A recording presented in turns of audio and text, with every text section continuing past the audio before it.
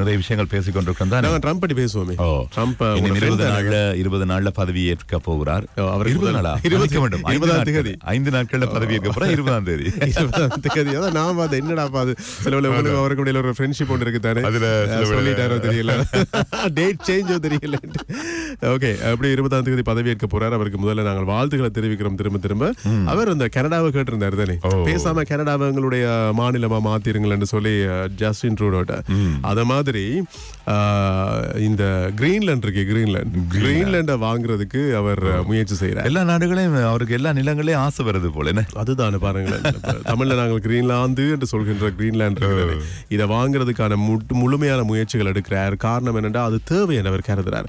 இதற்கு முன்பு அவர் ஜனாதிபதியா இருக்கும் போது முயற்சி செய்தாராம். ஆனா அதுக்கிடையில ஆட்சி மாற்றம், அதனால அவரால் செய்ய முடியல. ஆனா இப்ப திரும்ப ஜனாதிபதியா பதவி ஏற்க போற நிலைமையில அவர் ஒரு சிறப்பு யோசனையையே முன்வைத்து இந்த திட்டத்தை அமுல்படுத்தி கிரீன்லாந்தை வாங்குறதுக்கான விருப்பத்தை நான் வெளிப்படுத்துறேன், அதுக்கு ஆதரவு அளிங்கள்னு சொல்லி அங்க இருக்கிறவங்கள்ட்ட கேட்கிறார்.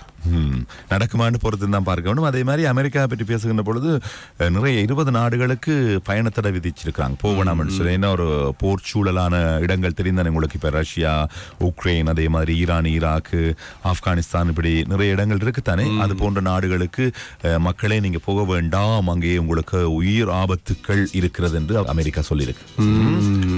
பாருங்கள், தென்கொரியாவுடைய ஜனாதிபதியை பிடிச்சிட்டாங்க, அதிரடியா கைது செய்துட்டாங்க. இப்ப அதே மாதிரி ஷேக் ஹசீனா அவர்களுக்கு எதிராக பலவிதமான நடவடிக்கைகளை பங்களாதேஷ் மேற்கொண்டுட்டு தான் இருக்கு. ஓகே, அவர் மீது நிறைய குற்றச்சாட்டுகளை முன்வைத்துக் கொண்டே இருக்கிறாங்க. பிடியாணையும் பிறப்பிக்கப்பட்டிருக்கிறது. இந்தியாவை முன்னாள் பிரதமர் பங்களாதேஷ் பிரதமரை கொண்டு வந்து தாருங்கள், அவங்களை அனுப்பிவிடுங்கலாம் கேட்டிருக்கிறாங்க. இப்போ என்னன்னா அடுத்த கட்ட நடவடிக்கையாக இவர் மீது வழக்கு போடப்பட்டிருக்கிறது. இவருடைய குடும்பத்தார் இலக்கு வைக்கப்பட்டு அவர்கள் மீதும் பலவிதமான வழக்குகளை அந்த நாட்டு அரசாங்கம் போட்டிருக்கிறது. இந்த மாதிரி பல வழக்குகளை தொடுத்து எப்படியாவது சுற்றி வளைத்து அவரை எப்படியாவது நாட்டுக்குள்ள வளைத்து கைது செய்யணும் என்ற அளவில் அந்த நாட்டினுடைய நிர்வாகம் திட்டமிட்டு பல்வேறு வேலைகளை செய்துட்டு இருக்கு. இவருடைய ஆட்சி காலத்தில் இவர் பல விதமான செயற்பாடுகளில் ஈடுபட்டார், பிழையான விதத்தில் நடந்து கொண்டார் என்ற அளவில் இவர் மீது பலவிதமான குற்றச்சாட்டுகள், ஊழல் தடுப்பு பிரிவா இருக்கலாம், பலரால் முன்வைக்கப்பட்டிருக்கிறது, பல பிரிவினரால் முன்வைக்கப்பட்டிருக்கிறது. என்ன செய்ய போறார் இந்த அம்மையார்? பொறுத்திருந்து பார்ப்போம். தென்கொரிய ஜனாதிபதி இப்ப அவர் ஒரு குறிப்பிட்ட காலத்துக்குள் கைது செய்யப்பட்டார். ஆனா இவங்களை இன்னும் பிடிக்க முடியாம இருக்கு. அன்னைக்கு 4 மாதம் கடந்து போயிட்டேன்.